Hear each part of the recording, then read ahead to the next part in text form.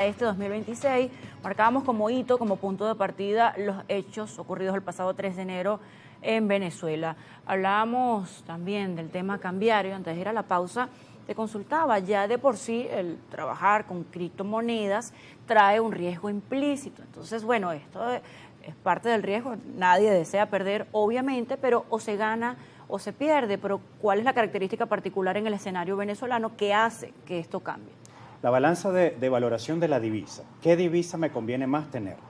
¿Me conviene más tener bolívares cuando hay una devaluación diaria del tipo de cambio oficial del 1 o 2%? ¿O cuál está disponible que me represente? Uno, respaldo en valor y poder transaccional. ¿Es el dólar, es el euro, es el yuan, es el peso colombiano o es una criptomoneda a la que yo pudiese tener acceso para poder fortalecer esa capacidad de ahorrar o de mantener el valor o de adquirir insumos o mercancías fuera para seguir operando económicamente? En el momento que se da esta escalada del valor de cotización, por ejemplo, del USDT, los empresarios estaban buscando alguna divisa de respaldo y no habían disponibles en el mercado producto de la expectativa de los acontecimientos que estaban ocurriendo. Estaba el USDT disponible. ¿Y qué pasa cuando la demanda es mayor que la oferta? Se da el proceso normal de especulación producto de si yo lo tengo y tú lo quieres y nadie más lo tiene, yo te lo voy a vender El crecimiento natural. Eso es correcto. Ahora, que las personas o los empresarios quieran transar en USDT, hablando específicamente del empresario venezolano, el ciudadano venezolano, no necesariamente. Al venezolano le gustaría poder transar, ahorrar y mantener reserva de valor con bolívares, pero no hay confianza sobre la moneda local, producto de todos los acontecimientos que no son nuevos, que tienen años en acumulación.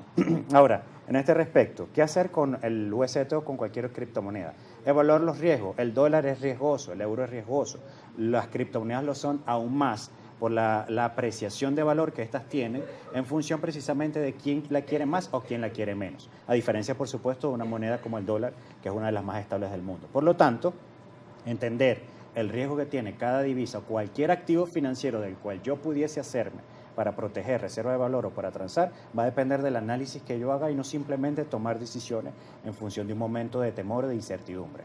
Bien, ahora a pesar de ese margen de pérdida con respecto a haber comprado más caro esta moneda extranjera para alguna forma de ahorro o de, bueno, para adquirir materias primas o los ciudadanos comunes, más allá de ese margen de pérdida en estos días de expectativa, no deja de ser positivo el hecho de que se estreche esa brecha entre el cambio oficial y el cambio no oficial. Termina siendo fortalecedor para lo que es la moneda nacional, o es al menos lo que se entiende en este panorama. Pero es que ya hubo un precedente. En el 2022 hubo un punto en el que, de hecho, nuestro tipo de cambio oficial estaba entre 35 y 37 bolívares por dólar.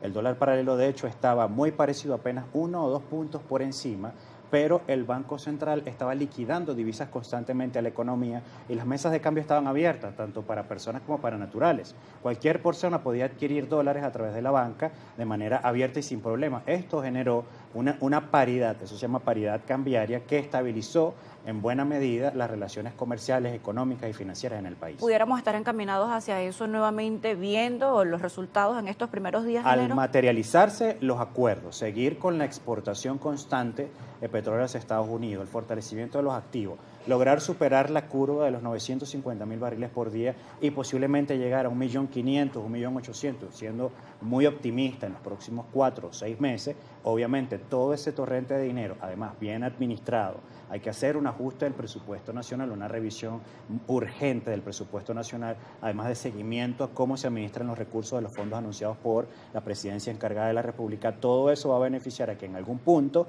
esta paridad se logre, obviamente tomando además como punta de lanza la recuperación, que eso es un punto esencial que no debe seguir retrasándose, la actualización, sincerar el salario de los trabajadores en Venezuela, que eso es clave para garantizar la curva de consumo.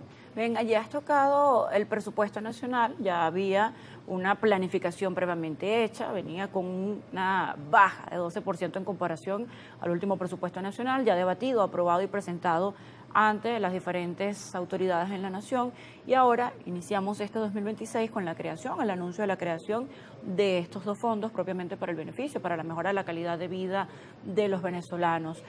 ¿Cómo trabajan de manera simultánea, es decir, el presupuesto nacional y estos fondos?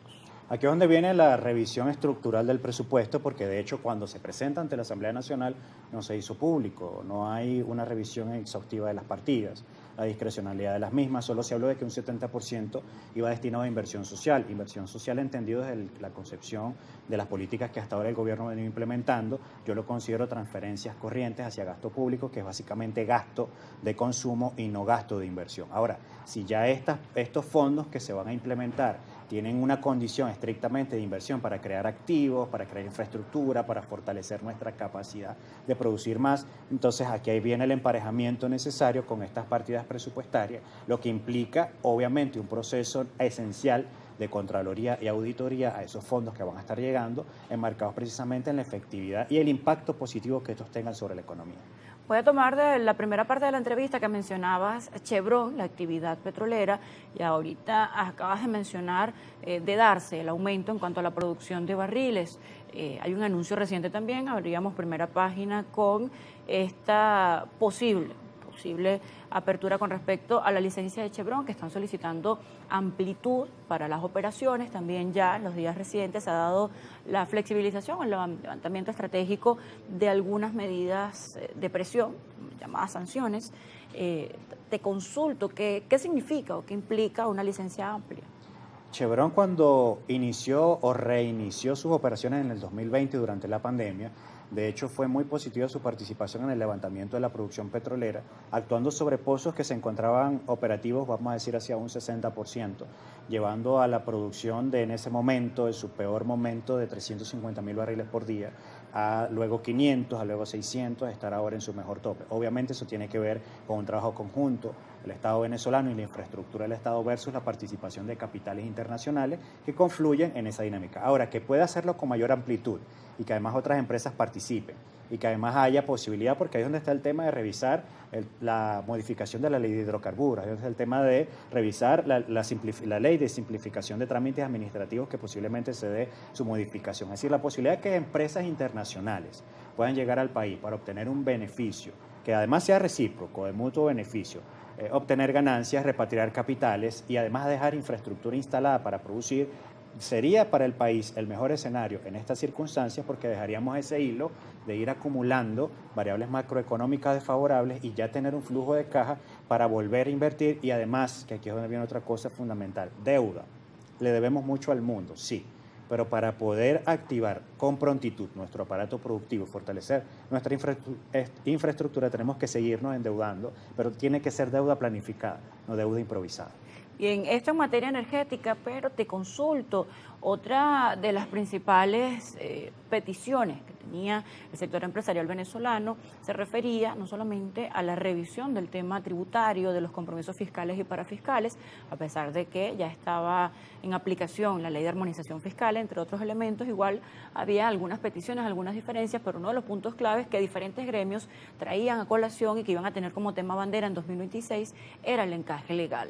Ahora te consulto, en medio de este escenario, de este tema, ¿va a estar sobre la mesa? ¿Puede haber cambios con respecto a la banca privada y el sector empresarial en Venezuela?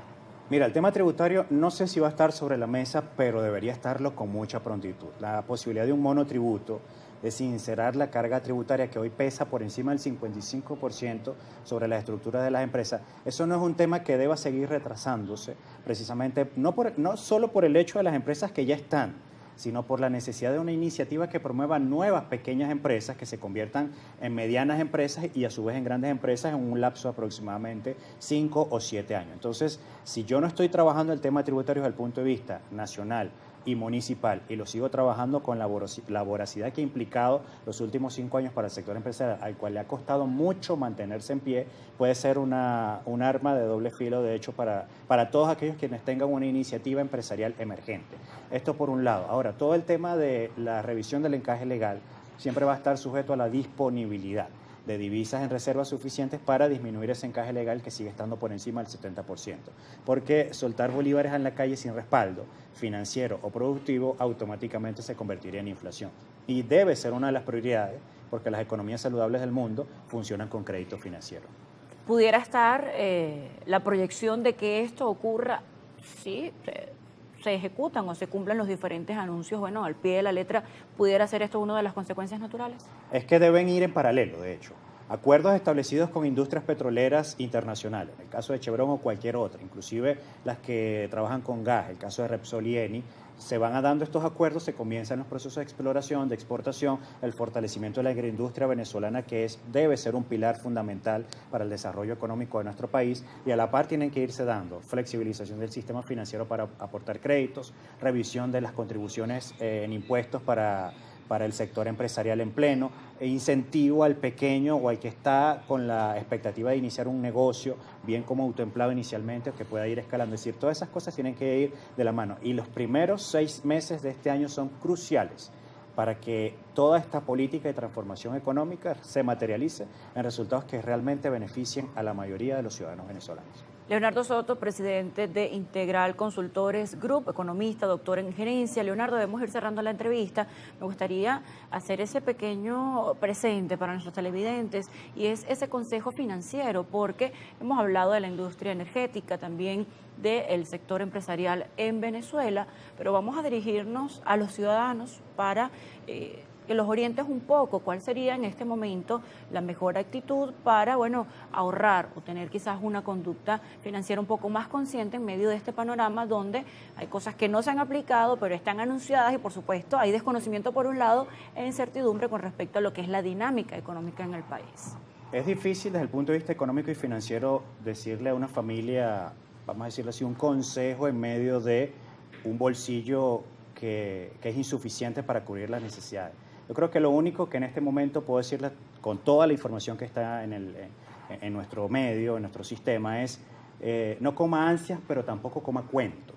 Verifique fuentes, revise comunicados oficiales. Hay mucha información falsa en redes sociales y las personas toman decisiones basadas en información, y verifique lo que está tomando como fuente de información antes de tomar decisión.